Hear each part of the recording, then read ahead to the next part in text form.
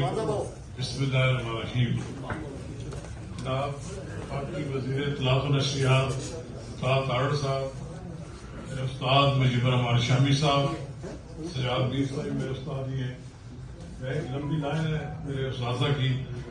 میں مختصر بات یہ کروں گا کہ میں پہلے تو باتوں میں شکریہ ادا کرتا ہوں جناب ارشد انصاری صاحب کا، جنہوں نے یہاں ہمارے پی یو جے کے جو عہدیداران ہیں ان کے ساتھ مل کر یہاں تقریب کا اہتمام کیا.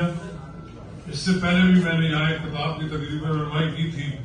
اس وقت کا احسان ابھی مجھ پر ان کا ہے، اور میں آج بھی اس بات کا شکریہ ادا کرتا ہوں کہ موسم کی خرابی کی وجہ سے غیر یقینی صورتحال تھی. پچھلی بار بھی ہمارا پروگرام عین اس روز منسوخ ہو گیا کہ جب یہ تمام روڈز بند تھے. آج روڈز قدرت کی طرف سے بند ہونے کے امکانات تھے، لیکن اللہ تعالیٰ نے ہمیں موقع فراہم کیا، ہم جی ٹی روڈ کے ذریعے یہاں پہنچ گئے. اور میں تارڑ صاحب کا بھی اور رانا تنویر صاحب کا اور احسن اقبال صاحب کا شکریہ کرتا ہوں. تینوں سینئر وزراء ہیں. میرے لیے بڑی مشکل نظر آ رہا تھا کہ میں سے کس کو پہلے بناؤں کس کو بعد میں. دو وزراء نے خود ہی پیشکش کی کہ ہم خود جانا چاہتے ہیں، کوئی نارول جانا چاہتے ہیں اور کوئی اپنے حلقے میں جانا چاہتے ہیں.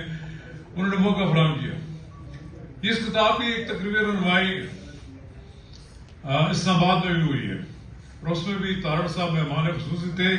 لیکن چونکہ وہاں پر حسن بسر بہت ہے، آئے دن پرائم منسٹر کے پروگرام اور میٹنگ، اور غالباً بہت زیادہ وقت جو ہے تارڑ صاحب وزیر اعظم ہاؤس میں اور اپنی وزارت کے درمیان آنے جانے میں گزار دیتے ہیں.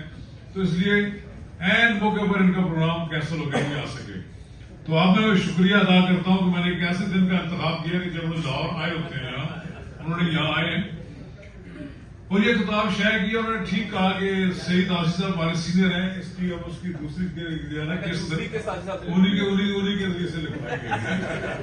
تو بہرحال یہ کتاب میں نے نہ تو پوچھ کر میاں نواز شریف سے پوچھ کر شائع کی، بنائی کتابت کی، اور نہ ہی میں نے ان کی فرمائش پہ کی. میری اپنی تحریر تھی، میں ان سب کو مجتمع کر کے شائع کرنا چاہتا تھا. اس میں کون سی ایسی چیزیں بھی ہیں نام سے والے سے لوگوں کو کئی کو اعتراض ہو سکتا تھا کوئی کرتے ہوں کہ مرد آن کیوں میں سمجھتا ہوں. تو میرے خیال میں جس شخص نے اس ملک کو ایٹمی قوت بنایا تو 3-4 نام آتے ہیں، لیکن جس نے فائنل کام کیا وہ میاں نواز شریف تھا. اگر آج کے دور میں یہ بات ہوتی تو ایران والوں نے کوشش کی اور اس کی سزا بھی انہوں نے بھگتی. میں یہ سمجھتا ہوں کہ نواز شریف نے جس جرأت کے ساتھ ایٹمی دھماکے کیے تھے کسی کے بس کی بات نہیں تھی. میں اس وقت ان لوگوں میں شامل ہوں جنہوں نے چاگی پہاڑ دیکھا، وہ سب کچھ جگہ دیکھی. ڈاکٹر ایوب خان سے بھی رابطہ رہا. تو میں یہ سمجھتا ہوں کہ نواز شریف نے سیاست میں بڑے بڑے مشکل حالات بھی دیکھے. میں ان کی جلا وطنی کی زندگی کا عینی شاہد ہوں. میں کو 5-7 دفعہ جتنا عرصہ رہے میں سعودی عرب گیا، ان سے ملاقاتیں بھی ہوتی رہیں. اور جب پہلی بار میں وہاں ملنے کے لیے گیا تو واپس آ کر میں نے انٹرویو شائع کیا تو نوائبت کے اشتہارات بند ہو گئے. اور جنرل پرویز مشرف نے اس بات کی انویسٹیگیشن کی کہ یہ شخص کس طرح ان تک پہنچ گئے. تو بہرحال وہ سرور پیلس میں ٹھہرے، ملاقاتیں ہوتی رہیں. پھر جب کبھی وہ مدینہ منورہ میں موجود ہوتے تو ان سے ملاقات آسانی ہوتی تھی جلا وطنی میں. لیکن اب وہ جلا وطن نہیں ہے اس ملک میں، وہ قرآن جماعت کے لیڈر ہیں. ان تک رسائی بہت کم کر دی گئی ہے. اور میرا خیال یہ ہے، میرے لیے نہیں صرف پارٹی کے دیگر لوگوں کے لیے بھی راستے کھلنے چاہیے. لوگ ترس گئے ہیں نواز شریف کو دیکھتے ہوئے. یہ لندن میں تھے تو ان سے فون میں بات ہو جاتی تھی، لیکن یہاں پر اب بڑا مشکل ہو گیا ہے. اور میں یہ سمجھتا ہوں کہ نواز شریف کی قیادت کی ضرورت ہے اس وقت ملک کو بھی اور اس کی اپنی جماعت کو بھی. نواز شریف جیسے لیڈر میں نے بہت کم دیکھے ہیں. میں نے بہت سے ذکر اس میں نہیں کروں گا کہ اس میں ان کو بھی شامل کرنے سے مناسب نہیں ہوگا. اس جماعت میں بڑے بڑے لیڈر ہیں اور بڑے لیڈروں نے کام کیا. میں رفیق تارڑ صاحب کے پوتے یہاں بیٹھے ہوئے ہیں، میں نے ان کے ساتھ کوریج کیا. میں جب تک وہ اپنے پورا پیریڈ انہوں نے پیریڈ تو نہیں کیا، لیکن جب آخری وہ سال تھا تو مجھے یہ سوال کرنے کی ضرورت ہوئی. میں نے اس وقت کے چیف ایگزیکٹو کہہ رہے ہیں، اس وقت چیف ایگزیکٹو تھے پرویز مشرف. میں نے سوال کیا تھا کہ کیا آپ رفیق تارڑ کو اس عہدے سے ہٹا رہے ہیں، تو انہوں نے کہا تھا میں اس بات کی گارنٹی دیتا ہوں کہ ان کو نہیں ہٹایا جائے گا، لیکن کچھ دن گزرے تو انہوں نے ایک پروگرام اور شیڈول کے مطابق ان کو ایک حکم کے تحت ان کو ہٹا دیا گیا۔ بہرحال یہ کتاب میں نے پہلے بھی کہا نہ اسپانسرڈ ہے اور نہ ہی کسی طریقے سے کسی نے کہا ہے کہ آپ یہ کریں، اور اب یہ جو ہمارے دوست ہیں عبدالسلام صاحب کہنے کہ اب اس کا دوسرا ایڈیشن اب شائع ہونے کی ڈیمانڈ بہت ہے، تو میں نے انہیں کہا جی آپ دوسرا ایڈیشن شائع کر لیں، انشاءاللہ تعالیٰ یہ بھی لوگوں تک پہنچ جائے گا۔ اور میں شکریہ ایک بار ادا کرتا ہوں پھر ایک بار تارڑ صاحب کا کہ وہ ویسے بھی ہماری یونین کے لوگوں کو ملتے رہتے ہیں، آج انہوں نے یہاں فنکشن کے لیے ٹائم بھی نکالا، اور میں ارشد انصاری صاحب کو بھی کہوں گا کہ آپ نے ہمارے ساتھ جو محبت کی ہے، میں آپ کے لیے اور مجھے ہمارے شامی صاحب نے دونوں کو ایوارڈ ملے تھے حکومت کی طرف سے، کافی متنازع ہو گئے تھے ایوارڈ، لیکن بہرحال آپ کی شخصیت تو متنازع نہیں ہے، یہ میں شیٹ آپ کے لیے لایا مجھے، اور میں آپ کی طارق صاحب کی موجودگی میں ان کے ذریعے آپ کو بتاؤں۔ شکریہ۔ اما بعد فاعوذ باللہ من الشیطان الرجیم، بسم اللہ الرحمن الرحیم۔ میرے نہایت ہی قابل احترام جناب حاجی نواز رضا صاحب، جناب ارشد انصاری صاحب سدا بہار پریزیڈنٹ لاہور پریس کلب، جناب مجیب الرحمان شامی صاحب، جناب سجاد میر صاحب، جناب سعید آسی صاحب، جناب نوید چودھری صاحب، جناب عابد ہانی صاحب، جناب حامد ڈوگر صاحب، رحمان بھٹا صاحب، رانا کوثر صاحب، سلمان غنی صاحب تشریف لائے۔ میں جی سوری امیر العظیم صاحب میں دیکھ نہیں سکا، میں معذرت چاہتا ہوں، مجھے میری بڑی خوش قسمتی ہے اور میرے لیے آج الفاظ ادا کرنا اس لیے مشکل ہے کہ میں سمجھتا ہوں کہ میں ان لوگوں کے درمیان آج موجود ہوں جنہوں نے کئی دہائیاں پاکستان کی خدمت کی ہے اپنے قلم کے ذریعے، اپنی صحافت کے ذریعے، اپنے ادب کے ذریعے، اور میرا ان تمام شخصیات سے تعلق آج کا نہیں ہے، ان سے شناسائی اس زمانے سے ہے کہ جب میرے دادا مرحوم سابق صدر پاکستان رفیق تارڑ صاحب سے ان کا ایک نیاز مندی کا اور بڑا عزت احترام کا رشتہ تھا۔ دو تین شخصیات جنہوں نے، ان ساروں کا میں نے نام لیا، جنہوں نے بڑی ان کی رفاقت رہی میرے مرحوم دادا کے ساتھ، دو تین شخصیات اور ہیں جن کا میں نام نہ لوں جو اس دنیا میں نہیں رہے، مگر ان کا بھی بہت کردار تھا صحافت کے حوالے سے بھی، اور ہماری انہوں نے بڑی رہنمائی کی۔ ایک خواجہ فرق سعید مرحوم کا میں اس موقع پر ضرور نام لینا چاہوں گا، ڈاکٹر اجمل نیازی صاحب کا میں ضرور نام لینا چاہوں گا، اور اس کے ساتھ ساتھ میں سمجھتا ہوں کہ ابھی حال ہی میں میں اسی طرف آتا حال ہی میں اللہ کو پیارے ہوئے ہمارے بہت ہی پیارے عرفان صدیقی صاحب کا، تو یہ تین شخصیات اور تھیں جو میں سمجھتا ہوں کہ جنہوں نے اپنا بہت بڑا کردار ادا کیا جہاں پہ پاکستان کے اندر صحافت کے حوالے سے، ادب کے حوالے سے، اور جس زمانے میں انہوں نے صحافت شروع کی اس وقت میں سمجھتا ہوں کہ یہ جو بریکنگ نیوز کے پھٹے اور ٹکر چلتے ہیں اوپر نیچے رنگ برنگے، وہ اس وقت ان کے قلم سے ہی بریکنگ نیوز نکلا کرتی تھی، کیونکہ ایکسکلوسیو سٹوریز آج صاحب نے اس زمانے میں کی ہیں کہ جب صحافت کرنا بھی اس ملک میں اتنا آسان نہیں تھا۔ میں آپ کا بڑا شکر گزار ہوں، آپ نے موقع دیا، میں اپنے آپ کو بالکل اہل نہیں سمجھتا، قابل نہیں سمجھتا کہ میں آپ کی کتاب کے حوالے سے کوئی روشنی ڈالوں، اور میں اپنے سینئر وزیر کا، میں تو بطور ایک نائب منتظم آپ کے ساتھ یہاں بیٹھا ہوں، میں سمجھتا ہوں کہ میں میزبان بھی ہوں آج کی تقریب کا، تو میرے دو سینئر وزراء میرے سینئر یہاں سے تقریر کر کے جو ہے وہ تشریف لے جا چکے ہیں۔ میں مختصر صرف یہ عرض کروں گا کہ میاں نواز شریف کی سیاست اور میاں نواز شریف کی شخصیت سیاست میں آنے سے پہلے یہ دو پہلو ہیں ان کی شخصیت کے، اور سیاست میں آنے کے بعد اور اسپیشلی جو نئی نسل ہے اس کے ذہنوں میں ایک زہر بھرا گیا اور ایک منظم سازش کے تحت مسکنسیپشن پیدا کیے گئے اس نواز شریف کے بارے میں جو گورنمنٹ کالج یونیورسٹی سے بالکل نزدیک ہے مرسڈیز پہ جایا کرتا تھا، جس کے والد نے 1960 اور 70 کی دہائی میں ایشیا کی سب سے بڑی سٹیل فیکٹری لگائی تھی، جس میاں شریف کے بچے 1960 اور 1970 کی دہائی میں پوری دنیا کے دورے کرتے تھے, مختلف ممالک میں جاتے تھے اور اپنے بزنس کے حوالے سے ملاقاتیں بزنس ڈیلیگیشن سے کرتے تھے. آج بھی وہ تصاویر موجود ہیں جس کے اندر آپ ایوب خان صاحب کو دیکھ سکتے ہیں کہ وہ ان کی فیکٹری کا دورہ کر رہے ہیں. آپ چائنیز ایک وقت دیکھ سکتے ہیں کہ اس وقت کے چائنیز وزیر تشریف لائے, وہ ان کی فیکٹری کا دورہ کر رہے ہیں. تو یہ جو نئی نسل کے ذہنوں کو زہر آلود کیا گیا, یہ بات بالکل اس کے ناقابل تردید ثبوت موجود ہے کہ 1985 میں سیاست میں آنے والے نواز شریف کے خاندان کا 1985 سے پہلے فائنینشل سٹیٹس کیا تھا, باوجود اس بات کے کہ وہ نیشنلائزیشن کے ایک بہت دردناک پروسیس سے گزرے. نیشنلائزیشن کے حق میں بھی بات ہو سکتی ہے, نیشنلائزیشن کے خلاف بھی بات ہو سکتی ہے, مگر سرمایہ کاری کرنا, بزنس کرنا, ملک میں روزگار پیدا کرنا اور پھر اس اذیت کو برداشت کرنا کہ راتوں رات آپ کا سب کچھ جو ہے وہ نیشنلائز کر دیا جائے اور آپ نئے سرے سے اپنی کریڈیبلٹی پہ اپنی محنت کے ذریعے نئی انڈسٹری کھڑی کریں اور اس کو منافع بخش بنائیں اور اس ملک میں پھر روزگار کے مواقع پیدا کریں, ملک کے اندر زر مبادلہ آئے.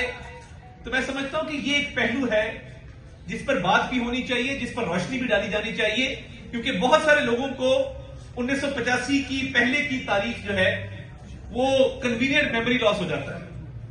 وہ یا اس کا ذکر کرتے نہیں یا اس پر بات نہیں کرتے, مگر یہ ایک اہم پہلو ہے جس کے آپ لوگ بہت سارے لوگ جو آج سٹیج پر تشریف فرما ہیں وہ اس کے گواہ ہیں.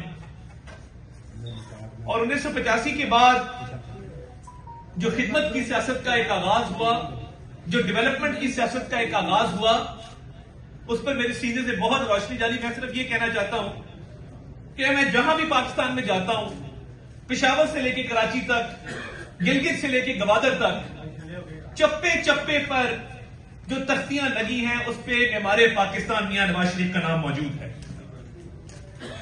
اور آپ اس لاہور شہر سے شروع کریں, اور ایسے اقبال صاحب نے ٹھیک فرمایا کہ آپ میاں نواز شریف کے پروجیکٹ اگر مائنس کرتے ہیں, مجھے آج بتا دیں کہ یہ پنجاب انسٹیٹیوٹ آف کارڈیولوجی, اس کا سنگ بنیاد اس دور میں نہ رکھا گیا ہوتا تو آج دل کے امراض کا لاہور کے اندر اور پاکستان کے اندر کیا حال ہوتا. اور اسی ترقی کے سفر کو میاں شہباز شریف نے آگے بڑھایا. آج راولپنڈی انسٹیٹیوٹ آف کارڈیولوجی یہ اسی سوچ, اسی ویژن کا حصہ ہے جو نواز شریف کی سیاست کا محور ہے کہ آج وہ راولپنڈی کا انسٹیٹیوٹ وہ خیبر پختونخوا, گلگت بلتستان, آزاد کشمیر کے قلب کے امراض کے مریضوں کو آج کیٹر کر رہا ہے. سعید آسی صاحب نے بڑی اچھی باتیں کی, مگر میں یہ پوچھنے میں حق بجانب ہوں کہ اگر اس معیشت کو استحکام نہ دیا ہوتا اللہ تعالیٰ کے فضل سے ایک ٹیم ورک کے تحت, جس میں وزیر اعظم شہباز شریف, جس میں فیلڈ مارشل سید آصم منیر ادارے کا پورا کردار ہے, اور ایک شخص نے اس ملک کے اندر, یہ کبھی نہیں ہوا تھا, سیاسی مخالفت ہوتی تھی مگر سیاسی مخالفت کو کبھی دشمنی میں تبدیل کر کے کسی نے یہ نہیں کہا تھا کاش پاکستان ڈیفالٹ کر جائے. کسی سیاسی جماعت نے آج تک IMF کو لیٹر نہیں لکھا تھا کہ پاکستان کی امداد اس بنیاد پہ نہ کی جائے کہ ہمارے مخالف جو ہیں وہ برسر اقتدار ہیں اس لیے پاکستان کی امداد نہ کی جائے. یہ کبھی نہیں ہوا تھا کہ کسی کو کہا جائے کہ دوسرے کی خوشی غمی میں شریک نہ ہونا یہ چور ہے, یہ ڈاکو ہے, یہ مافیا ہے, یہ گاڈ فادر ہے, یہ فلاں ہے. کبھی ایسا نہیں ہوا تھا کہ کوئی باہر جائے تو اس کے پیچھے لوگ لگا دیے جائیں کہ نعرے لگاؤ, گالم گلوچ کرو. اس ملک میں جو نفرت کے بیج بوئے گئے ہیں, اس ملک کے اندر جو پولرائزیشن کی سیاست کی گئی ہے, اس ملک کے اندر اپنی ذاتی انا کی تسکین کے لیے, اپنے ذاتی اور سیاسی مفاد کے لیے دفاعی اداروں پر جو حملے کیے گئے ہیں, اس ملک کے اندر ایک جھوٹے انصاف کا اور تبدیلی کا نعرہ لگا کر جو تباہی اور بربادی برپا کی گئی ہے, میں سمجھتا ہوں کہ یہ خوش قسمتی ہے کہ اس نظام سے نجات ملی. اور آج آپ کے عالمی ادارے بھی بات کر رہے ہیں کہ آپ کی معیشت جو ہے وہ مستحکم ہے, زر مبادلہ کے ذخائر بہتر ہیں, انٹرسٹ ریٹ بہتر ہے, انفلیشن نیچے جا رہی ہے, اور ٹائم کے ساتھ ساتھ اس کا ٹرکل ڈاؤن ایفیکٹ جو ہے وہ عوام تک پہنچ رہا ہے. ورنہ اگر ایک لمحے کے لیے یہ فرض کر لیا جائے کہ میاں نواز شریف کی پارٹی، میاں نواز شریف کا ویژن وہ نہ ہوتا اور یہ جو تعمیری سیاست ہے، ڈیولپمنٹ کی سیاست ہے، وہ اس ملک میں نہ ہوتی، تو یہ باتوں سے جو سیاست کرتے ہیں اور جن کی باتیں بھی ایسی ہیں کہ جن سے لسانیت کی، نفرت کی، تقسیم کی بو آتی ہے، انہوں نے 12 سال میں میرے خیبر پختونخوا کے صوبے کا کیا حال کیا ہے کبھی جا کے دیکھ لیں. اور مینڈیٹ کس بات کا ملا ہے، اور وہاں پہ میں سیاسی بات کرنا نہیں چاہتا تھا، مگر آسی صاحب نے چند جو انہوں نے ارشادات فرمائے تو میں اپنا فرض سمجھتا ہوں کہ میں اس پہ ضرور اپنی رائے کا اظہار کروں. 12 سال میں میرا ادھر ساتھ ہی الحمرا کے اندر ایک پروگرام تھا اور سینیٹر ولید اقبال صاحب موجود تھے اور ایک مکالمہ تھا. ایک نوجوان نے سوال کیا، اس نے کہا آپ مجھے 4 ہسپتال، 4 یونیورسٹیاں یا 4 منصوبے بنا دیں جو آپ کی پارٹی نے بنائے ہیں، میں آج آپ کو وعدہ کر کے جاتا ہوں میں آپ کی پارٹی کو ووٹ دوں گا. وہ نوجوان تو کھڑا رہا مگر سینیٹر ولید اقبال وہ محفل چھوڑ کے وہاں سے جو ہے وہ چلتے ہوئے. دیکھیے باتیں بہت سی ہیں اور باتیں آتی بھی ہیں لوگوں کو، مگر کیا جس صوبے میں مینڈیٹ ملا 12 سال میں، کیا پی آئی سی جیسا ایک ہسپتال بنا وہاں پہ؟ کیا پی کے ایل آئی جیسا؟ مجھے یاد ہے میں جب سی ایم سیکریٹریٹ میں شہباز صاحب کے سٹاف میں کام کرتا تھا تو ہمارے پاس کڈنی ٹرانسپلانٹ کے، لیور ٹرانسپلانٹ کے ایک سال میں کئی 100 کیسز آتے تھے اور بہت سارے پیشنٹ ایسے تھے کہ جو اس پروسیس کے دوران ہی وہ فائل ایک دفتر سے دوسرے، دوسرے سے تیسرے، اس دوران ہی وہ اللہ کو پیارے ہو جاتے تھے. آج اللہ کا شکر ہے کہ ایک پی کے ایل آئی کا اسپتال موجود ہے جس میں 1000 جگر کے ٹرانسپلانٹ اب تک ہو چکے ہیں. دیکھیے عوام کو سہولت دینا، عوام کو ریلیف دینا، یہ میاں نواز شریف کی سیاست کا ہمیشہ محور رہا ہے. ان کو بالکل کسی چیز کی تما نہیں ہے، کسی چیز کی لالچ نہیں ہے، کوئی مفاد نہیں ہے.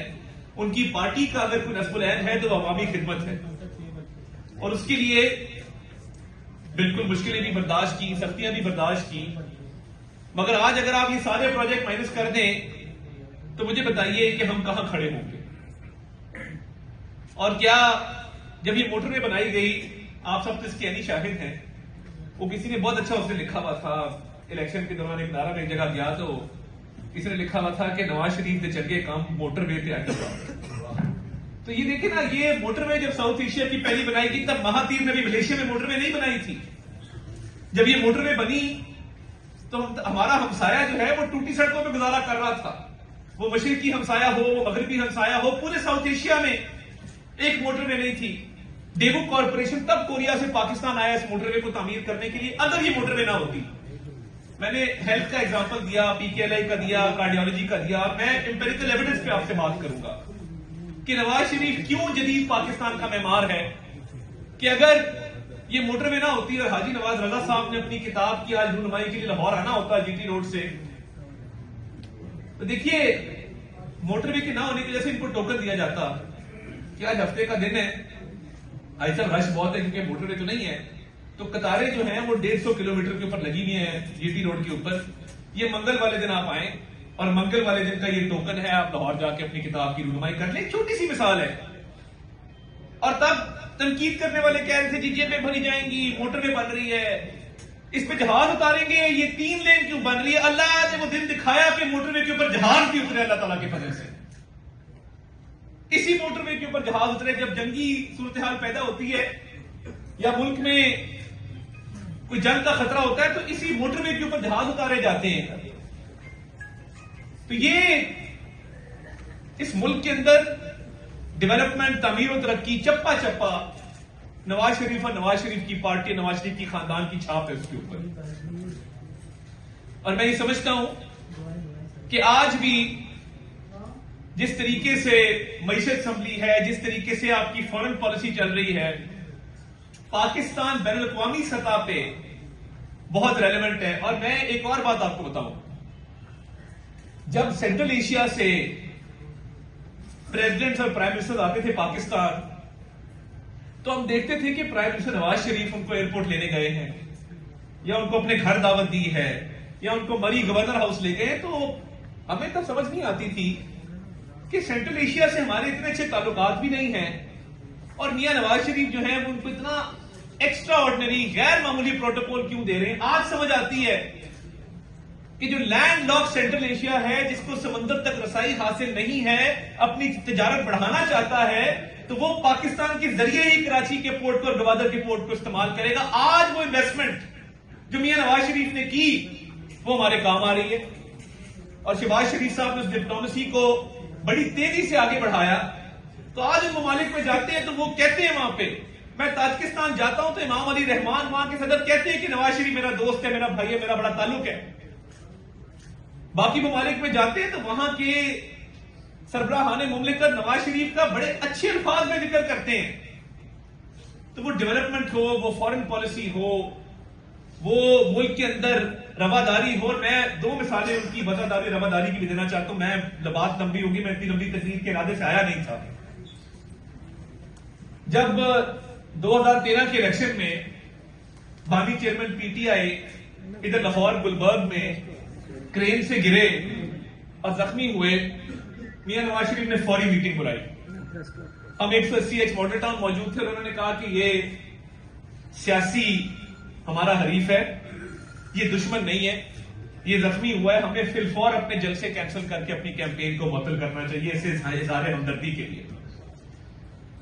اور پھر میاں نواز شریف, میاں شہباز شریف, پرویز رشید صاحب اور پارٹی کے دیگر رہنما شوکت خانم اسپتال گئے اور تیمارداری کی. یہ سیاست کے اندر ایک وفاداری ہوتی ہے.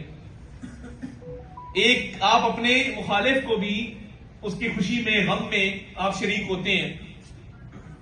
اور الیکشن جیتنے کے بعد حاجی نواز رضا صاحب اس بات کے گواہ ہیں, چودھری نثار علی خان صاحب ساتھ تھے اور میاں نواز شریف صاحب بنی گالا گئے اور جا کے اسے کہا کہ ہم الیکشن جیتنے ہیں, آپ ہار گئے ہیں, مگر اس ملک میں تعمیری سیاست کے لیے, معیشت کو بہتر کرنے کے لیے, ملک کی حالات کو بہتر کرنے کے لیے آپ حکومت کا ساتھ دیں. اس نے آگے سے کیا کہا, اس نے کہا میری سڑک نہیں بنی گالا کی گھر کی ہے بنوا, اور وہ بنوائی گئی. تاریخ کا حصہ ہے, یہ ریکارڈ کا حصہ جو میں بات کر رہا ہوں. اور بدترین دور میں بھی یہ میاں نواز شریف کی تربیت تھی کہ جب ہم اپوزیشن میں تھے اور میاں شہباز شریف اپوزیشن لیڈر تھے تو فلور آف دا ہاؤس پوری لائن جنہوں میں تھی جو فرنٹ لائن ہے.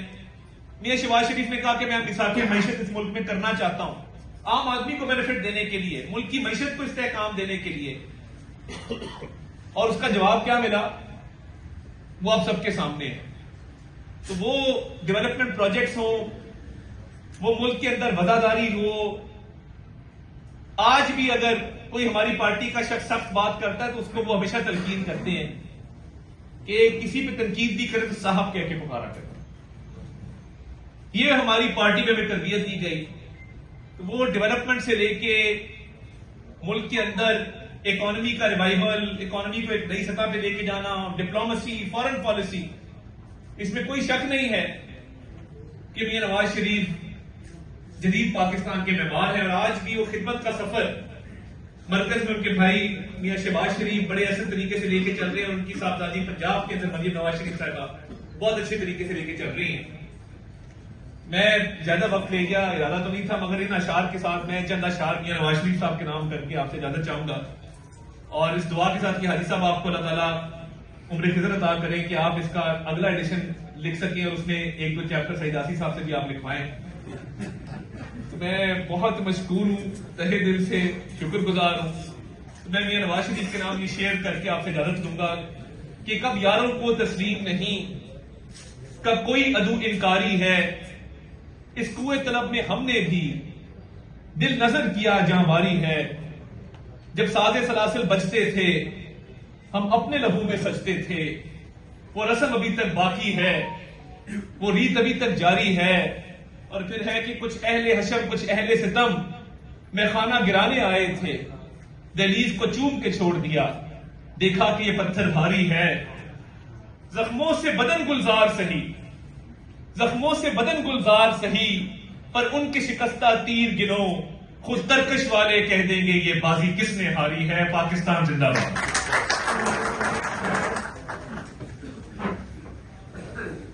मुझे बाजी के इंतहाई काबिल एहतराम भाई एहसन इकबाल साहब अपना बहुत तफसीली खिताब करके जा रहे हैं। तो खिताब तारक साहब, हाजी नवाज साहब, हाजी नवाज रजा साहब हमारे बड़े दोस्त हैं, भाई हैं मेरे, बहुत ज़्यादा इनके साथ मेरी बैठक है। हमारे शामी साहब, सजाद मीर साहब, रशीद साहब, मुझे जब हाजी साहब ने कहा मर्दयान के नवाज शरीफ साहब पे मैंने एक किताब लिखी है, या जो इनके आर्टिकल्स थे मुख्तलिफ औकात में अखबार में कुछ इंटरव्यू थे, उनको कंपाइल किया, तो उसकी लॉन्चिंग सेरेमनी है। तो मेरे आने का तो मैंने उसी वक्त कहा कि बिल्कुल, एक तो हाजी नवाज रजा साहब का तल्लक था, दूसरा मियाँ नवाज शरीफ साहब की किताब थी। तो मैंने उस किताब को भी देखा, लेकिन जब जिक्र किया यहाँ पे कुछ के क्रिटिकल व्यूज भी उसमें थे, इंटरव्यू जो इन्होंने अपने आर्टिकल्स लिखे, लेकिन मैं समझता हूँ कि उससे हाजी साहब का जो एक किरदार रहा है, रोल रहा है, मैंने भी देखा है जिस तरह की इनकी साफत रही है। और ये बड़े कमिटमेंट वाले लोग हैं, उन्होंने नवाब वकील के साथ मुंसलिक रहे, और मुस्लिम लीग के भी ये बड़े खैर खा या समझ एक किस्म की उनके जज्बात हमेशा अच्छे रहे हैं। तो मियाँ साहब, मियाँ नवाज शरीफ साहब की जो जिंदगी पे जिस तरह अभी बात हुई कि वो कॉलेज से ही हम जानते हैं उनको, गवर्नमेंट कॉलेज से हम भी थे उधर गवर्नमेंट कॉलेज में, हमसे सीनियर थे। लेकिन जब 85 से ऑनवर्ड मैंने इस 40 साल से बड़े करीबी मेरा सियासी तलक भी रहा है, ज़ाती तलक भी है, मैं उनके बहुत सारे पहलुओं को मैंने देखा और मुख्तलिफ अदवार रहे हैं उनकी सियासत के।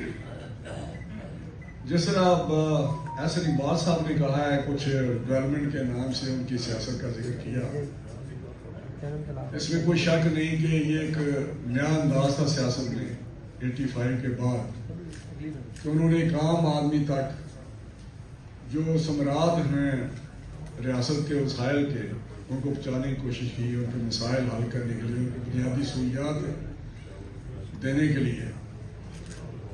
उस हवाले से या इंफ्रास्ट्रक्चर जो उन्होंने पाकिस्तान को दिए, जिस तरह मोटरवेज हैं, या आप समझ लें कि पोर्ट्स हैं, एयरपोर्ट्स हैं, मेट्रोज हैं, या जो भी मुस्लिम लीग नून ने काम किया है एजुकेशन में, सेहत में। मैं अक्सर जिक्र करता हूँ, हमारे सारे साथी जिक्र करते हैं, बल्कि तारीख भी लिखी जाएगी या लिखी गई भी है, कि अगर मियाँ साहब के मंसूबे जितनी पोर्ट्स आप देखेंगे या बनाई गई है या उनको इम्प्रूव किया गया है, एयरपोर्ट्स देखेंगे आप, मोटरवेज देखेंगे, हाईवेज देखेंगे, तो जितनी भी आपको नजर चीजें आएंगी 90% 47 से लेके आज तक जितने भी तरक्याती काम हुए हैं वो मियाँ नवाज शरीफ के द्वार नहीं हुए, क्योंकि दूसरे भी द्वार आते रहे हैं। जिस तरह PTI का पिछला दौर था वो भी आपने देखा, जिस तरह पाकिस्तान की तबाही हुई, तबाह हर तरह से हुई, चाहे वो तरक्याती कामों के सिलसिले में जो एग्जिस्टिंग हमारा सिस्टम था, इंफ्रास्ट्रक्चर था, उसकी तबाही हुई, या मैशत की तबाही हुई, या गवर्नेंस की तबाही हुई उस वक्त PTI के ज़माने में। तो मियाँ साहब के हवाले से जो बात हुई, वो उनके हमारे, मैं तो समझता हूँ मद्देआन के साथ में हमारे पाकिस्तान भी कहें तो इसमें कोई शुबा नहीं है, क्योंकि आज जो पाकिस्तान आपको नजर आ रहा है, जहाँ हम लाहौर में बैठे हुए हैं, यहाँ एयरपोर्ट से उतर के आते हैं लोग बाहर से, बहुत सारे लोग जहाँ बैठे हुए हैं वो बाहर जाते भी हैं। तो आपको एयरपोर्ट से उतर के जो लाहौर का नक्शा मिलता है, मैं समझता हूँ कि पाकिस्तान में ही नहीं बल्कि दुनिया में आपको ये एक लाहौर एक बहुत तरक्की याफ्ता नजर आता है, जो बुनियादी सहूलतों से नहीं बल्कि बहुत ज़्यादा सहूलतें यहाँ पे अवेलेबल हैं। तो उस हवाले से मैं जिक्र कर रहा था कि ये जो तरक्याती काम है उनके हवाले को अगर उनके दूसरी पहलू को देखें ان کی سیاسی جدوجہد کو دیکھیں. جو بھی بات ہوئی, جو بھی یہاں پہ یہ بات کی گئی کہ جی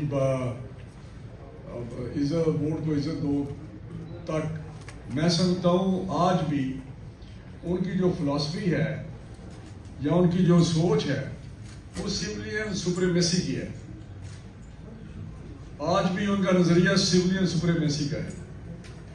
آج بھی ان کا جو نظریہ ہے وہ آئین اور قانون کی بالادستی کا ہے. آج بھی اداروں کی مضبوطی کا ان کا فلسفہ ہے کہ اداروں کو مضبوط ہونا چاہیے, چاہے کوئی بھی ادارہ, چاہے ہماری عدلیہ ہے, چاہے ہمارے فوج پاکستان ہیں یا دوسرے ادارے ہیں. اگر ان کی گورننس کو دیکھیں گے تو گورننس میں بھی آپ کو ملے گا کہ ہمیشہ کوشش کیا کہ بہتر سے بہتر گورننس دیں, اچھی حکمرانی ہے.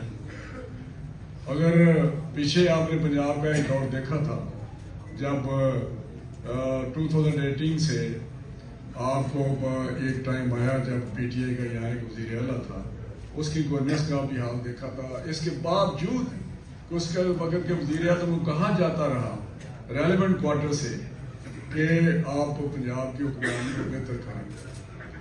جس طرح وہاں پہ حکمرانی کا برا حال ہوا ہے, جس طرح وہاں پہ کرپشن کا حال ہے, وہ بھی آپ کے سامنے ہے.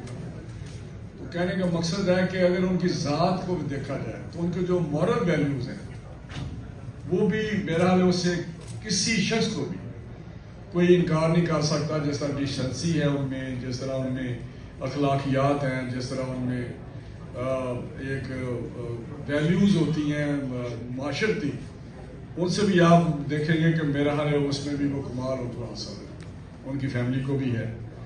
تو آج بھی میں سمجھتا ہوں کہ جو تلخ حقائق ہیں وہ ہمارے سامنے ہیں. جس طرح ابھی حسن صاحب نے ذکر کیا کہ جب بھی جدوجہد کی ہے جس کا ذکر ہوتا ہے تو پیچھے پھر قوم کو بھی اسی طرح ہی اسی طرح ساتھ کھڑا ہونا چاہیے, اسی طرح سیسا پلائی دیوار بننا چاہیے.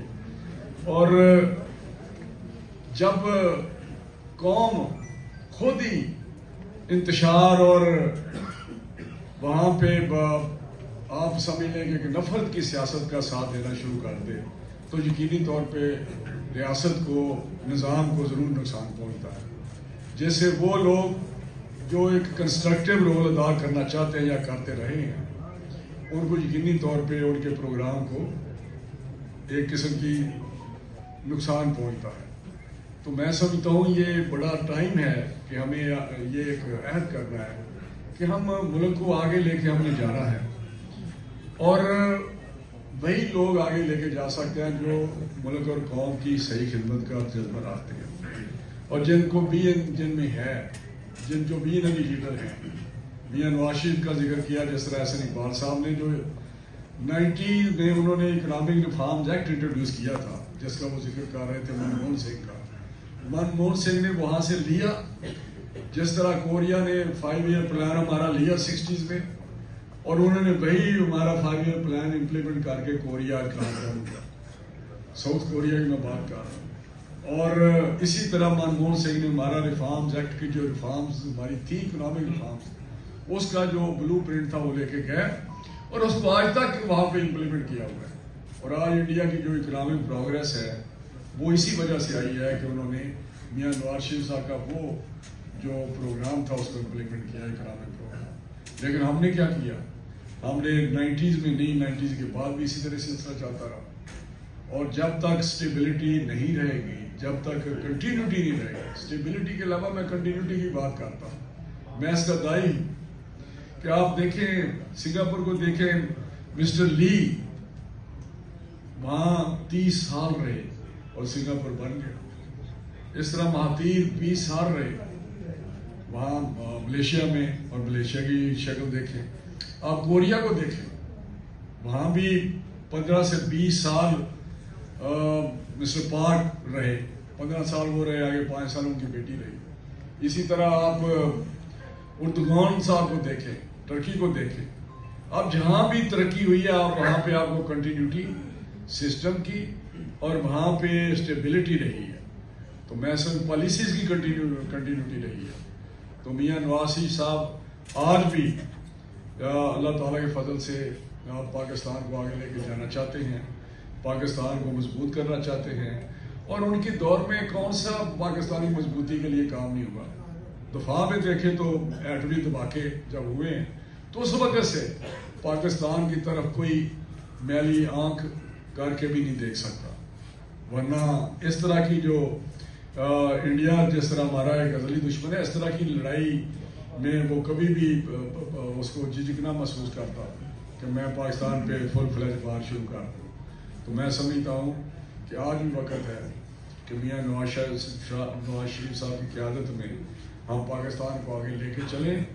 इंशाअल्लाह ताला पाकिस्तान तरक्की करेगा, पाकिस्तान प्रोग्रेस करेगा। आज भी जिस तरह मियाँ शहबाज साहब रात दिन मेहनत करके बहुत सारे महाजों पे, सफारती सतह पे हो, मुआशी सतह पे हो, हर महाज पे आगे हम बढ़ रहे हैं, लेकिन असल मसला वही आ जाता है, इंतशार, नफरत की सियासत। और इस किस्म की सियासत से हमें जब तक हमें छुटकारा नहीं मिलेगा उस वक्त तक शायद वो हमें फ्रूट या वो हमें रिजल्ट ना मिल सके जिसके लिए हम कोशिश हैं। बहुत मेहरबानी, बहुत शुक्रिया। एहसन इकबाल साहब और तमीर हुसैन साहब से लगे, मैं उनका भी बेहद मशकूर हूँ कि वो भी अपना कीमती टाइम निकाल कर आज हाजी नवाज साहब की किताब की रहनुमाई के लिए तशरीफ लाए। मेरे बड़े वजीर शामी साहब, हाजी नवाज रजा साहब, अमीरुल अजीम साहब, सईद आसिफ साहब, आबिद तहामी साहब, जनाब सलमान गनी साहब, कौसर साहब और इस्लामाबाद पिंडी से मेरे आए हुए दोस्त ख़वातीन और हज़रात, आज हाजी नवाज रजा साहब, ये चूँकि मैं लाहौर प्रेस क्लब और पीयूद दस्तूर जो है वो आज मेज़बान है, हम चूँकि मैं मेज़बान हूँ तो इतने जय्यद लोगों के बाद कुछ बात कहना देखा मैं इतना अपने आप को समझता नहीं कि जहाँ मुझे शामी साहब के साथ, मीर साहब के साथ, उसके बाद सलमान साहब ने बात की, शामी साहब हमारे उस्तादों के उस्ताद, उनके बाद बात करना बड़ा मुश्किल है। लेकिन मैं लाहौर प्रेस क्लब की तमाम साफी बरादरी की जानिब से जनाब हाजी नवाज साहब को मुबारकबाद पेश करता हूँ, राज़ तहसीन पेश करता हूँ कि उन्होंने आज मर्द आहन जो उन्होंने किताब लिखी अपने इंटरव्यूज में इसमें शामिल है, उनके इसमें कॉलम शामिल है। और सलमान साहब ने बड़ी बात की कि वो एक सियासी डायरी जो हम बाकी पढ़ते थे ऐवानों की, वो उसके एक वकायद भी हैं और मेरा इनसे मुकाबला कोई नहीं क्योंकि वो बहुत बड़े आदमी हैं। मैं समझता हूँ कि हाजी नवाज रजा एक वर्कर्स की बड़ी बुलंद आवाज है, उन्होंने हमेशा वर्कर की बात की, वर्कर्स के लिए दिन रात खड़े हुए। चूंकि मैं एक वर्कर हूँ, एक साफी हूँ, और हाजी नवाज रजा साहब ने वर्कर्स के लिए जो इनकी खिदमात हैं वो इंतहाई नाकाबिल फरामोश हैं। उन्होंने वो बहुत सीनियर हैं, ज़ाहिर है वो 15 साल है और मेरा 13वां साल है, तो मेरा उनसे मुकाबला तो कोई नहीं। वो मेरे से इस सहाफत में, इस हक़ में बहुत आगे के आदमी हैं और वो ये दस्तूर को होल्ड भी करते हैं। तो मैं उनके नजदीक नहीं, 15 हो भी जाए तो मैं उनके नजदीक नहीं पहुंच सकता, वो सहाफत में आगे। लेकिन एक बात जरूर करना चाहूंगा, मोहतरम एहसन इकबाल साहब ने एक बात की है जब उनके ऊपर मुकदमात बनाए गए और नैब में उन्होंने ये बात की कि एंकर्स और सहाफत की बात की।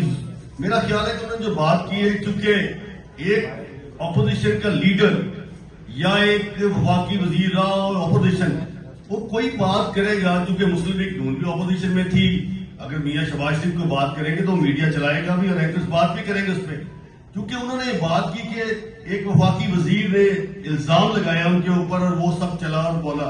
लेकिन उन्होंने बात की, अपनी प्रेस कॉन्फ्रेंस की।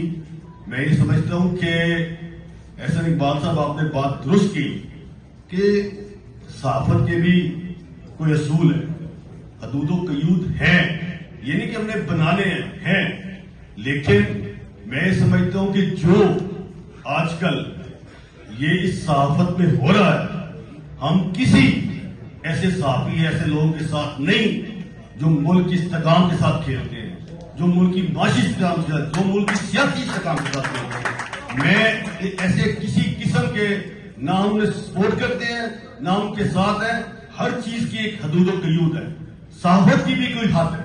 میں یہ سمجھتا ہوں کہ جو یہ جتنے بھی یوٹیوبرز ہیں, جو لوگ بھی ہیں, جو لوگ ڈالرز کے لیے کام کرتے ہیں, جو ملک کے خلاف کام کرتے ہیں, یہ لاہور پریس اور لاہور پاکستان کے صحافیوں کے ساتھ نہیں.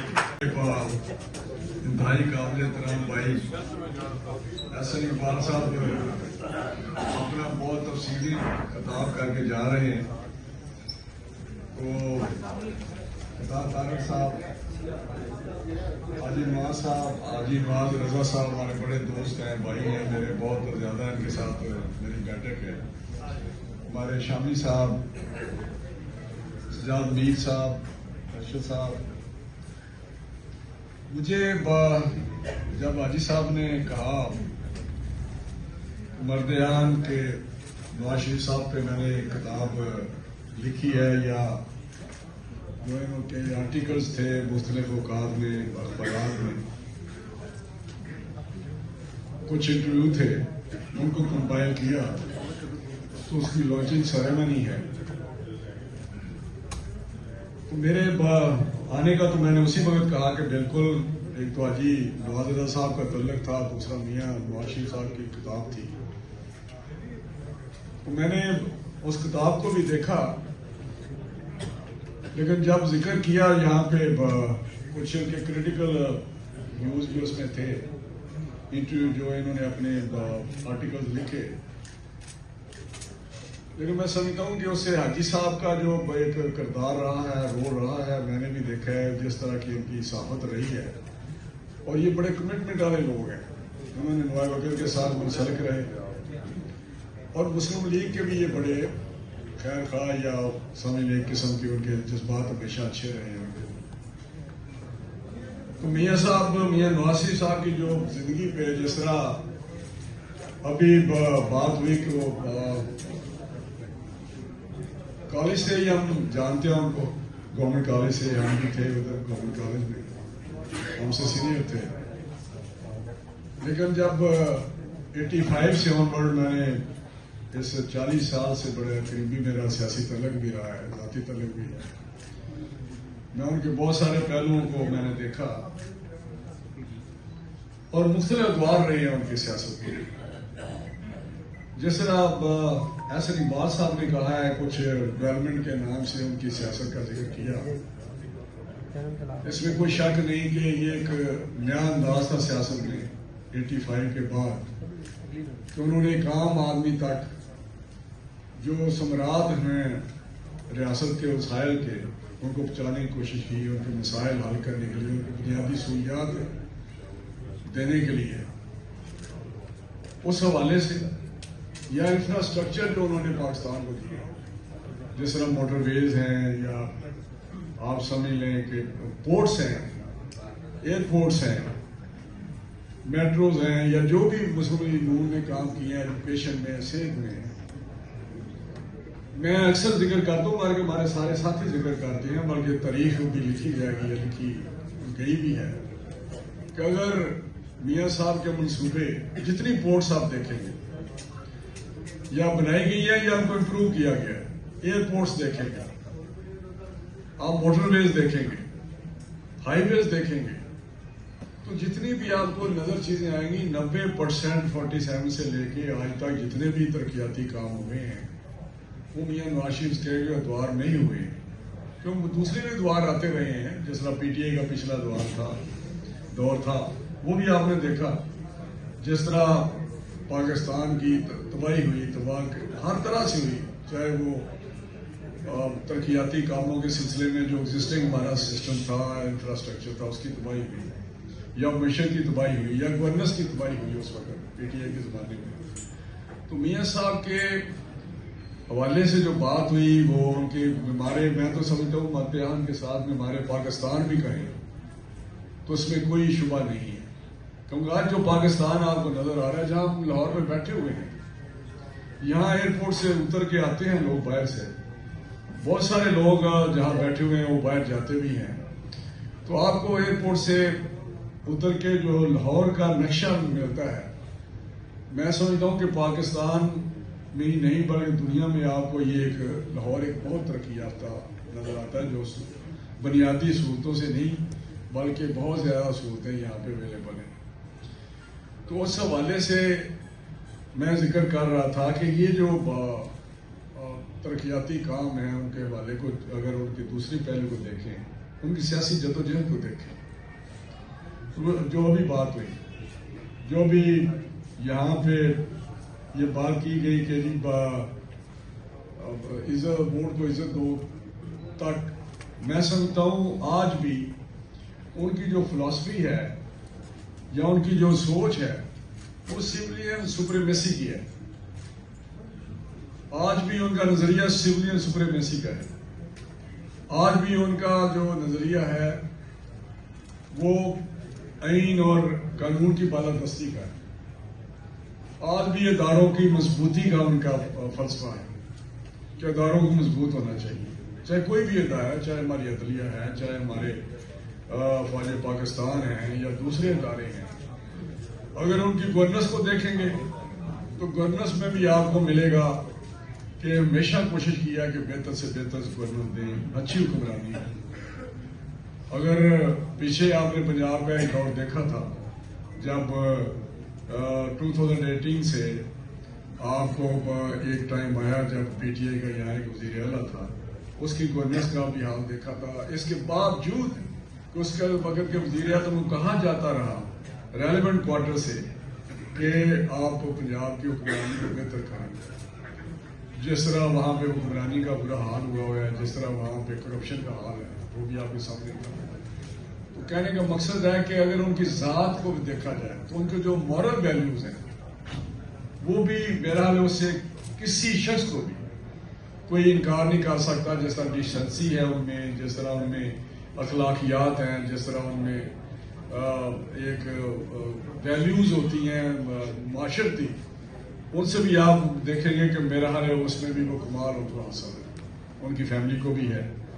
तो आज भी मैं समझता हूँ कि जो तलब हक़ाइक़ हैं वो हमारे सामने हैं। जिस तरह अभी हसन साहब ने जिक्र किया कि जब भी जदोजहद की है जिसका जिक्र होता है तो पीछे फिर कौम को भी उसी तरह ही उसको उसी तरह साथ खड़ा होना चाहिए, उसी तरह सीसा पलाई दीवार बनना चाहिए।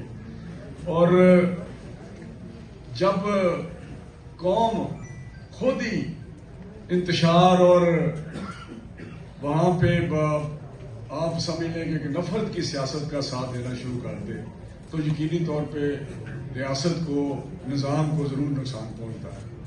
जैसे वो लोग जो एक कंस्ट्रक्टिव रोल अदा करना चाहते हैं या करते रहे हैं, उनको यकीनी तौर पे उनके प्रोग्राम को एक किस्म की नुकसान पहुँचता है। तो मैं समझता हूँ ये बड़ा टाइम है कि हमें ये एक अहद करना है कि हम मुल्क को आगे लेके हमने जाना है और वही लोग आगे लेके जा सकते हैं जो मुल्क और कौम की सही खिदमत का जज्बा रखते हैं और जिनको भी जिनमें है, जो भी नवी लीडर हैं। मियां नवाज शरीफ का जिक्र किया, जिस तरह एहसन इकबाल साहब ने जो 90s में उन्होंने इकनॉमिक रिफॉर्म्स एक्ट इंट्रोड्यूस किया था जिसका वो जिक्र कर रहे थे मनमोहन सिंह का। मनमोहन सिंह ने वहां से लिया, जिस तरह कोरिया ने 5 ईयर प्लान हमारा लिया 60s में और उन्होंने वही हमारा 5 ईयर प्लान इम्प्लीमेंट करके कोरिया साउथ कोरिया की मैं बात कर रहा हूँ। और इसी तरह मनमोहन सिंह ने हमारा रिफॉर्म्स एक्ट की जो रिफॉर्म्स हमारी थी इकोनॉमिक रिफॉर्म्स, उसका जो ब्लूप्रिंट था वो लेके गए और उसको आज तक वहां पे इम्प्लीमेंट किया हुआ है। और आज इंडिया की जो इकोनॉमिक प्रोग्रेस है वो इसी वजह से आई है कि उन्होंने मियां नवाज शरीफ साहब का वो जो प्रोग्राम था उसको इम्प्लीमेंट किया, इकोनॉमिक प्रोग्राम। लेकिन हमने क्या किया, हमने 90s में नहीं, 90s के बाद भी इसी तरह सिलसिला चलता रहा। और जब तक स्टेबिलिटी नहीं रहेगी, जब तक कंटिन्यूटी नहीं रहेगी, स्टेबिलिटी के अलावा मैं कंटिन्यूटी की बात करता हूँ, मैं इसका दाई हूँ कि आप देखें सिंगापुर को देखें, मिस्टर ली वहां 30 साल रहे और सिंगापुर बन गया। इस तरह महातीर 20 साल रहे वहां मलेशिया में और मलेशिया की शक्ल देखें। आप कोरिया को देखें, वहां भी 15 से 20 साल मिस्टर पार्क रहे 15 साल वो रहे, आगे 5 साल उनकी बेटी रही। इसी तरह आप उर्दुगान साहब को देखें, टर्की को देखें, अब जहां भी तरक्की हुई है आप वहां पे आपको कंटिन्यूटी सिस्टम की और वहां पे स्टेबिलिटी रही है। तो मैं सब पॉलिसीज की कंटिन्यूटी रही है। तो मियां नवाज शरीफ साहब आज भी अल्लाह ताला के फजल से आप पाकिस्तान को आगे लेके जाना चाहते हैं, पाकिस्तान को मजबूत करना चाहते हैं, और उनके दौर में कौन सा पाकिस्तानी मजबूती के लिए काम नहीं हुआ।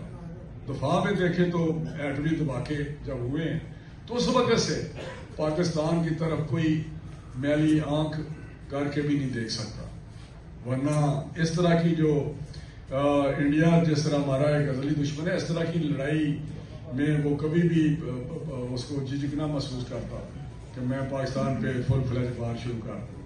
तो मैं समझता हूँ कि आज भी वक्त है कि मियां नवाज शरीफ साहब की क़यादत में हम पाकिस्तान को आगे लेके चलें।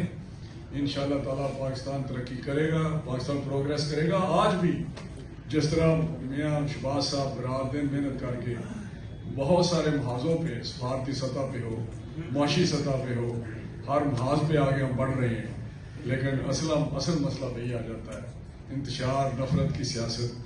और इस किस्म की सियासत से हमें जब तक हमें छुटकारा नहीं मिलेगा उस वक्त तक शायद वो हमें फ्रूट या वो हमें रिजल्ट ना मिल सके जिसके लिए हम कोशिश हैं।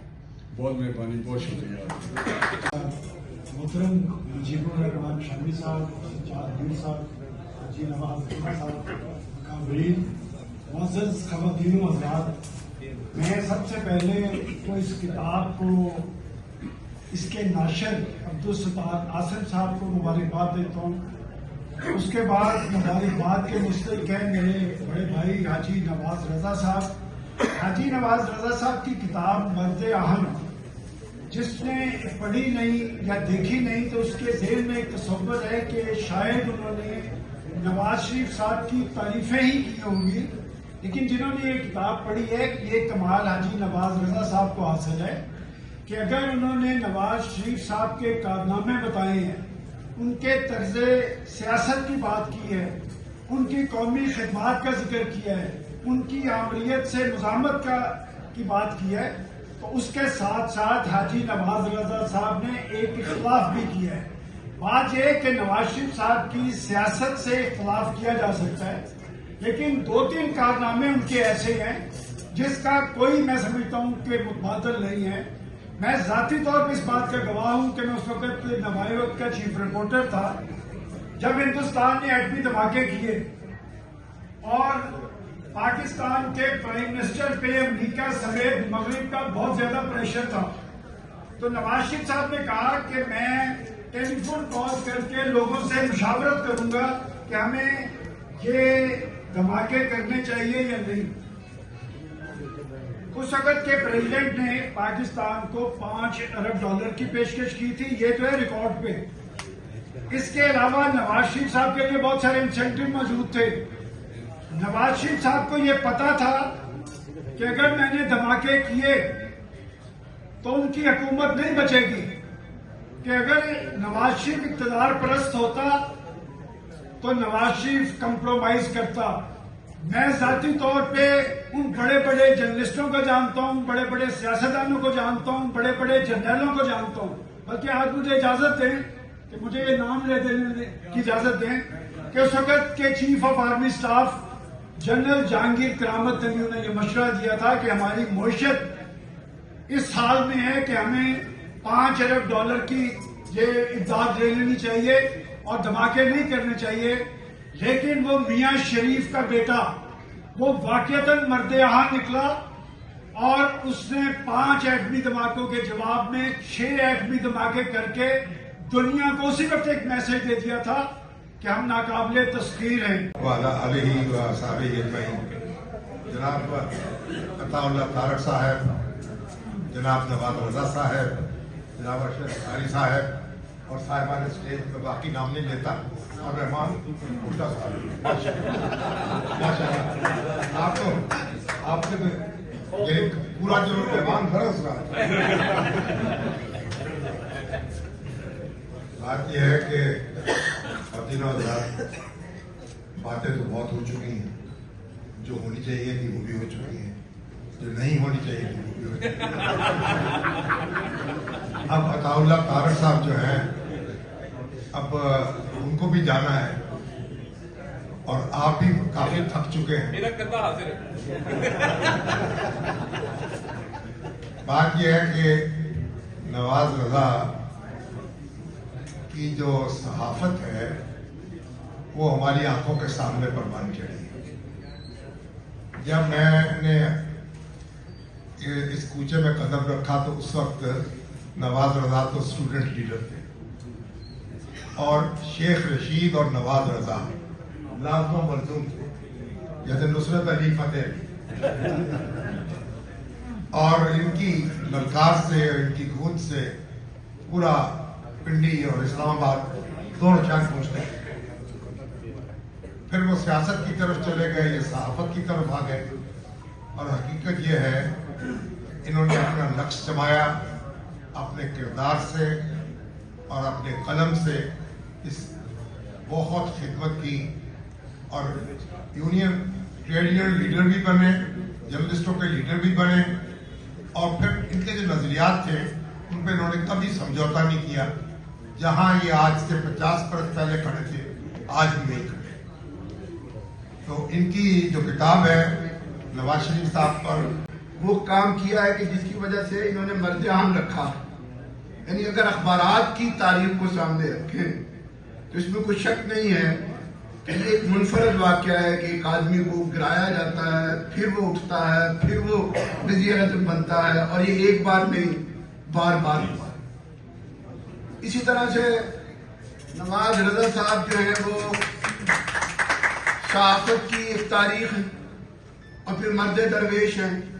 खास तौर पे उन्होंने सहाफियों के लिए जो काम किया है बगैर किसी खर्च के।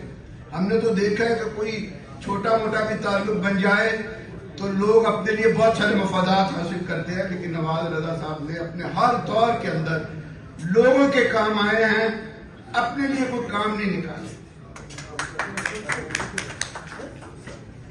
बाकी तारीख मुंतजिर है पाकिस्तान की कि मर्द-ए-आन कौन होगा। पाकिस्तान की तारीख में हम मुंतजिर हैं एक ऐसे सियासतदान के कि जिसे इक़्तिदार से निकाला जाए, चाहे वो 2/3 मेजॉरिटी रखता हो, और एक जरनैल कान से पकड़ के निकाले और वो सवाल न करता रह जाए कि मुझे क्यों निकाला। वो आगे बढ़े और उस जरनैल को निकालने की कोशिश करे, तो तब हम ये कहेंगे कि ये तारीख का मर्द-ए-आन है।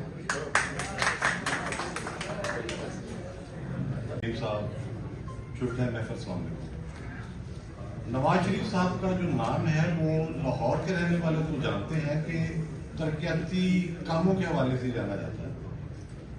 जनरल ज़ियाउल हक के दौर में जब गैर जमाती इंतखाबात हुए तो उसके बाद पहली मतलब ऐसे हुआ कि लाहौर, जहाँ शहर के अंदर बड़ी सड़कों पर भी बड़े बड़े गड्ढे होते थे, अनइवन होती थी, एक नया कल्चर आया। और इसमें तो कोई शुबा नहीं है कि जो तरक्याती काम नवाज शरीफ साहब के दौर में हुए उसकी मिसाल ही मिलती। और इन्हीं तरक्याती कामों ने मुस्लिम लीग नून को, जो या खाली मुस्लिम लीग थी, वो एक मतलब बड़ा बन गई थी, उसमें जान डाल। सईद आसिफ साहब ने जो गुफ्तगू की, शिकवा तारड़ साहब ने जवाब शिकवा भी उसमें हो गया। वो तो मामला यह है कि मर्द-ए-आन अगर किताब का अनुमान लिखा है हाजी नवाज रजा ने। हाजी नवाज रजा साहब वो शख्सियत हैं जिनकी सियासी डायरियां मुल्की तारीख के लिए डॉक्यूमेंट कैसे रखती हैं। मैं जब तालिब इल्म था, मैं नुमाइंदों के पॉलिटिकल कंडीशन में उनकी डायरी पढ़ता था तो मुझे अंदाजा होता था मुल्क के अंदर क्या हो रहा है। वो गैर मामूली सलाहियत के हामिल साहब हैं और उनके जो कनेक्शन है, चूंकि वफादारी, नेक नीति और इखलास पर मबनी रहे। आपने देखा कि जब चौधरी निसार, उन्होंने बहुत ऐसी गुफ्तगू भी की जो नापसंदीदा थी मुस्लिम लीग नून के करीब, जब वो अलग हो गए उसके बावजूद ये मेरे भाई जो हैं हाजी नवाज रजा, इनका उनसे ताल्लुक वैसे का वैसे ही और इनका जो एहतराम है वो तमाम सियासी बातों में पाया जाता है। कबीर नज़ीम साहब तशरीफ फरमाए हैं, वो भी जानते हैं। हाजी नवाज ने जो किताब लिखी है, इसमें जो वाक़यात लिखे हैं उससे तो इनकार मुमकिन नहीं है। हाँ, टाइटल पर जो बात हुई और जो कुछ आसिफ साहब ने फरमाया, मैं उसको एक और एंगल में लेता हूँ। देखिए, हर मुल्क के अंदर सियासत करने के लिए जो ग्राउंड है वो मुख्तलिफ है। अफगानिस्तान में आपके पास अगर मलेशिया मौजूद है, हमेशा मौजूद है आप, या कोई और मलेशिया आप, तो आप आए, आप कब्जा कर लें। और यहाँ जो हालात हम सबके सामने हैं, आप इसमें छुपाना क्या है? जब स्टेट के सारे इदारे, एक आदमी प्राइम मिनिस्टर है, प्राइम मिनिस्टर, धरने हो रहे हैं, धरनों में एक चैनल पे एक साफी एंकर, एक तो गैर साफी बहुत सारे आ गए, वो बैठ के एक गाली बक देता है प्राइम मिनिस्टर को, और कैमरा कुछ नहीं कर सकता, तो पीछे क्या रह गया? क्या हो रहा था? जजेस क्या कर रहे थे? जो तमाशा हो रहा था वो आज तो बड़ा याद आता है। उस वक्त क्या हो रहा था? किस तरीके के साथ किसी ने कहा चीफ जस्टिस को कि आपने बुला के ख्वाजा साद को बेइज्जत करना है। मैं इस बात पर 100% यकीन रखता हूँ। वो जो डायलॉग बोले गए थे, लोहे का चना, ये वो पर्ची आई थी, ये जो एंकरों को पर्ची आती थी, वो जजों को भी पर्ची आती थी। तो इस सारे माहौल के अंदर अगर आपने सियासत करनी है और उसमें वापसी करनी है, उसके लिए जो अज़म है वो भी तो आईनी अज़म ही है ना। वरना बंदा कहता है मुझे तो मैं साइड पर हो जाता हूँ। आज जो हालात बने हैं, कहाँ है जनरल फैज साहब जी, बानी पीटी साहब कहाँ है? उनका नाम ही नहीं लेते लोग। तो इसको इस सेंस में भी लेना चाहिए कि मर्दे हम तो हैं।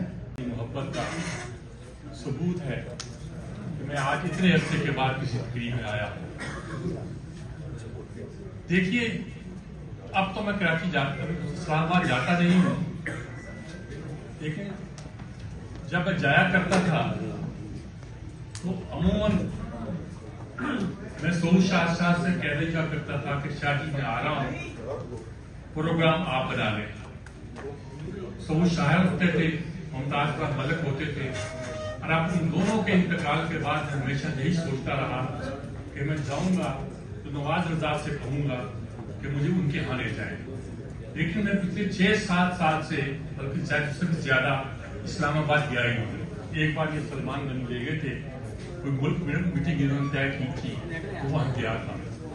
नवाज रजा से मैं अपना ये ताल्लुक से बताना चाहता हूं कि उन लोगों के बाद, जिन लोगों की वजह से इस्लामाबाद मेरे लिए इस्लामाबाद था, अब कोई है तो नवाज रजा है।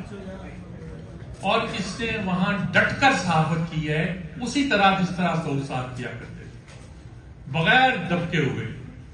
ये लोगों की सिर्फ खिदमत ही नहीं करते, बल्कि बात कहने में बड़े खड़े। वो सबके मुंह में बात कह देते थे। ये इनके ताल्लुकात अगर हैं तो बेहतरीन लेवल पर अच्छे लोगों के साथ करीब तरीन ताल्लुकात रखते हैं। और बेहतरीन लिहाज से मैं इसलिए कह रहा हूं कि ये एक जमाना था कि जब लोगों को बुलाया जाता था तो मुल्क के जय्यद सहाफियों को बुलाया जाता था। फिर एक बार मुशर्रफ के जमाने में वो वक्त आया कि पता चला कि चंद एंकर्स बुला लिए गए हैं और बस अब इंतजार करने लगे कि बस एपीएस वालों को बुला लो, अगर मालकान को नहीं बनाना, और उनको बता दो कि क्या खबर देनी है। सहाफत के साथ अहले इक़्तिदार का रिश्ता खत्म हो गया है।